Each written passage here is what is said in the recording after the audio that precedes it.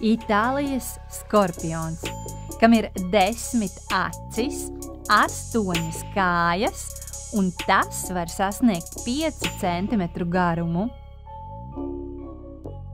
Šie skorpioni dzīvo Itālijā un Vidusjūras apkārtnē, sausā un siltā vidē. Dienas laikā tie slēpjas, bet naktīs medī kukaiņus un zirnekļus. Masīvās satveršanas ekstremitātes pedipalpas skorpions izmanto, lai notvērtu laupījumu, bet ar mazajiem žokļiem helikeriem tas to sasmalcina un apēd. Indi tie ražo caur dzeloni astes galā, ko izmanto gan aizsardzībai, gan medībām.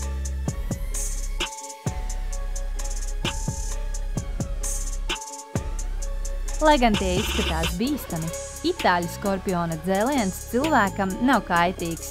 Tas ir līdzīgs lapsenes dzēlienam un izraisa vien īslaicīgas sāpes.